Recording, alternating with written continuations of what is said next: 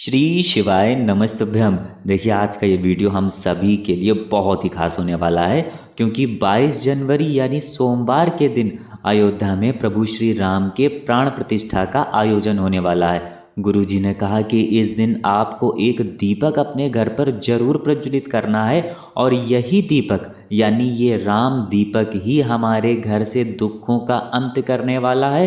क्योंकि इस सोमवार के दिन प्रदोष व्रत की विशेष तिथि भी पड़ रही है। प्रभु श्री राम और भगवान शंकर एक दूसरे के आराध्य हैं, इसलिए इस दिन आपको सिर्फ एक दीपक वाला एक ऐसा विशेष उपाय करना है जो आपके घर की सारी समस्याओं को समाप्त करके सुख समृद्धि तथा धन धान्य के भंडार को भरने के लिए है। तो चलिए जानते हैं इस विशेष उपाय के बारे में, लेकिन उससे पहले एक प्रार्थना। अगर आप चैनल पर नए हैं तो कृपया चैनल को सब्सक्राइब अवश्य कर लें। देखिए हम सभी के लिए बहुत ही गौरवमयी क्षण होगा जब 22 जनवरी को प्रभु श्री राम के प्राण प्रतिष्ठा का आयोजन होगा। हम सभी भारतीयों को इस दिन अपने घर पर दिवाली के पर्व जैसा ही पर्व मनाना है, क्योंकि प्रभु श्री राम 500 वर्षों के बाद अपने स्थान पर विराजित होंगे। उनके विराजित होने के उत्सव में हम सभी को अपने घर पर एक दीपक प्रज्वलित करना है। ये दीपक ही हमारे जीवन में चल रही सारी समस्याओं को समाप्त करने वाला होगा। देखिए आज का ये वीडियो बहुत ही खास है, क्योंकि सोमवार के दिन प्रभु श्री राम के प्राण प्रतिष्ठा का तो आयोजन है ही, और साथ ही साथ सोम प्रदोष की बहुत ही विशेष तिथि है। इसलिए इस वीडियो में हम लोग पूज्य गुरु जी द्वारा बताए गए कुछ बहुत ही खास उपायों के बारे में जानेंगे, जो आपकी समस्याओं को समाप्त करने के लिए होंगे। तो चलिए जानते हैं गुरु जी द्वारा बताए गए पहले राम दीपक वाले उपाय के बारे में। देखिए इस उपाय के लिए आपको दीपक ले लेने हैं। आप चाहें तो मिट्टी के दीपक भी ले सकते हैं, या फिर अपने घर पर शुद्ध आटा मारकर उसका भी दीपक तैयार कर सकते हैं।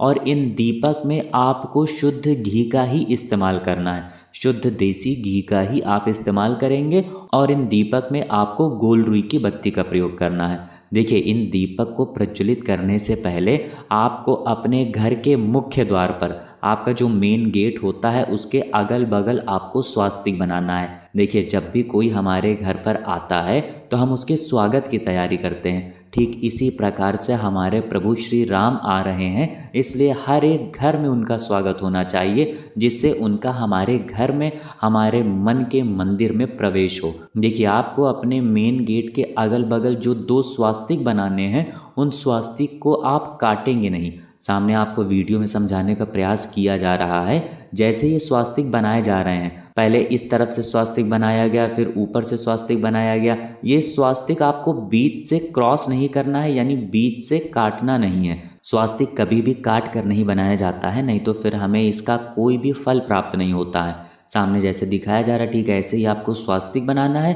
अपने अगल बगल दोनों स्वास्तिक बनाइए और इनमें बिंदी जरूर रखिएगा। उसके बाद आपको अपने मेन गेट के बाहर अगल बगल यानी दाहिनी साइड और बाईं साइड, राइट हैंड साइड भी और लेफ्ट हैंड साइड भी 2 दीपक रख देने हैं। दोनों गोल रुई की बत्ती के दीपक आपको रखने हैं, और दोनों दीपक में घी का प्रयोग करना है। फिर इसी के साथ आपको एक दीपक अपने घर के मंदिर में भी रखना है।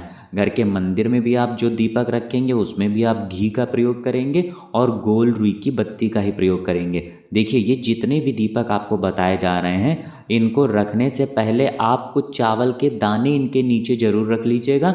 इनको ऐसे ही ज़मीन में मत रख दीजिएगा, इनके नीचे कुछ आसन बिछा दीजिएगा, यानी कुछ चावल के दाने रख दीजिएगा, या कुछ गेहूं के दाने रख दीजिएगा, या कुछ भी रख दीजिएगा। इनको ऐसे ही ज़मीन में मत रखिएगा। 3 दीपक आपने लगा लिए, फिर उसके बाद एक दीपक आपको लगाना है तुलसी जी के पौधे के नीचे। तुलसी जी के पौधे के नीचे भी आपको गोल रुई की बत्ती का और घी का दीपक लगाना है। गुरुजी कहते हैं कि इस शुभ मुहूर्त में पड़ने वाले प्रदोष के दिन, और ख़ास तौर से प्रभु श्री राम के प्राण प्रतिष्ठा के दिन, अगर हम लोग ये दीपक प्रज्वलित करते हैं, यानी इस प्रकार से हम लोग अपने घर पर दिवाली के तरह ही एक त्यौहार मनाते हैं, तो हमारे जीवन में जरूर प्रभु श्री राम की कृपा हमें प्राप्त होती है, और हमें उनके आशीर्वाद से ही हमारे घर में चल रही सारी समस्याओं का अंत होने लगता है। इसलिए आपको ये 4 दीपक जरूर प्रज्वलित करने चाहिए। अब जानते हैं गुरुजी द्वारा बताए गए त्रयोदशी के दूसरे उपाय के बारे में। इस उपाय को उन लोगों को करना है जिनकी कोई विशेष मनोकामना है जो अभी तक परिपूर्ण नहीं हो पा रही है।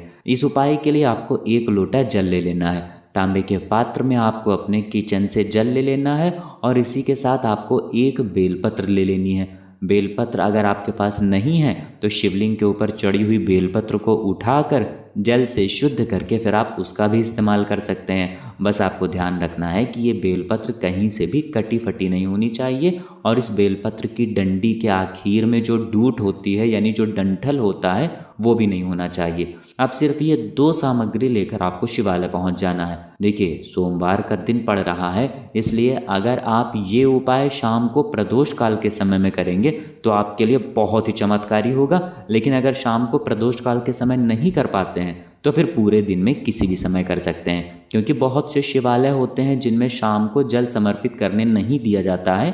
तो फिर ऐसी स्थिति में आप पूरे दिन में किसी भी समय कर सकते हैं। अब देखिए शिवालय पहुंचने के बाद सबसे पहले आप जो एक बेलपत्र लेकर आए हैं उसको अपनी हथेली में रखिए और माता अशोक सुंदरी से प्रार्थना करिए। देखिए महादेव की सबसे छोटी पुत्री हैं माता अशोक सुंदरी, जिन्हें महादेव बहुत ही अधिक स्नेह करते हैं, क्योंकि हमारे परिवार में जो भी सबसे छोटा बच्चा होता है उसे कुछ अधिक ही स्नेह मिलता है। इसलिए आपको माता अशोक सुंदरी से प्रार्थना करनी है कि मेरी ऐसी ऐसी मनोकामना है, मेरी ये मनोकामना धन प्राप्ति से संबंधित है, मेरी मनोकामना नौकरी से संबंधित है, मेरी मनोकामना व्यापार से संबंधित है, या किसी भी प्रकार की मनोकामना है तो उसको माता अशोक सुंदरी से बोल दीजिए।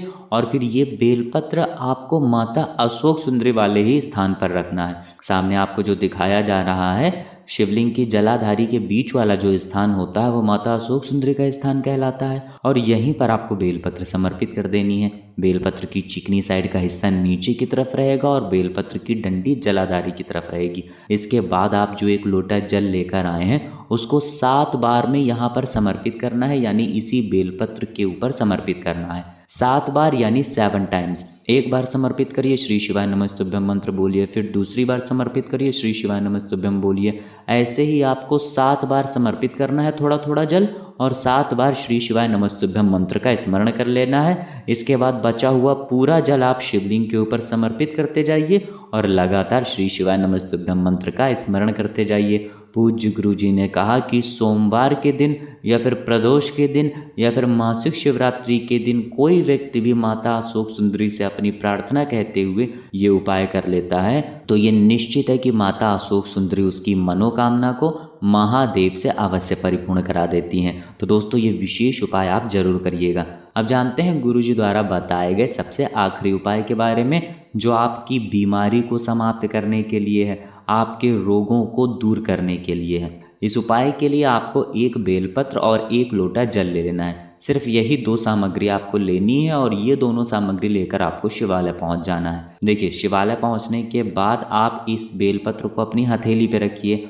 और कुंदकेश्वर महादेव से प्रार्थना करिए। कौन से महादेव से?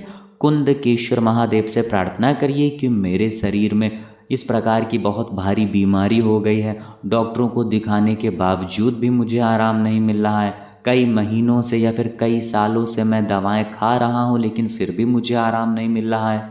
हे मेरे कुंदकेश्वर महादेव, कृपया मेरी इस बीमारी को समाप्त करने की कृपा करें।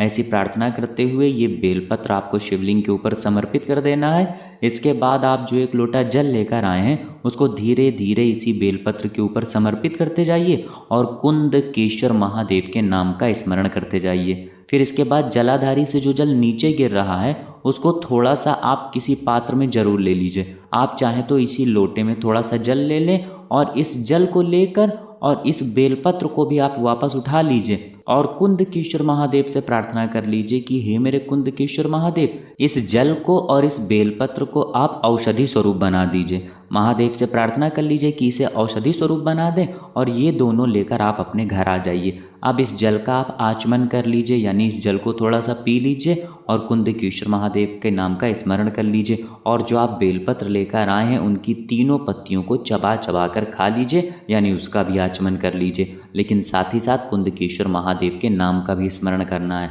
पूज्य गुरु जी ने कहा कि कोई भी व्यक्ति जिसके शरीर में कोई भारी बीमारी है, अगर इस उपाय को कुछ दिन या फिर कुछ हफ्ते लगातार कर लेता है, आप चाहें तो इस उपाय को 7 दिन या फिर 11 दिन या फिर 21 दिन या फिर कुछ और दिन लगातार कर लेते हैं तो उस बीमार व्यक्ति के शरीर से भारी बीमारी का भी अंत हो जाता है, बड़ा से बड़ा रोग भी समाप्त हो जाता है। तो दोस्तों ये थे पूज्य गुरुजी द्वारा बताए गए कुछ बहुत ही खास उपाय। अगर आपको जानकारी अच्छी लगी हो तो वीडियो लाइक करिएगा। मिलते हैं फिर एक नए वीडियो के साथ। श्री शिवाय नमस्तुभ्यम।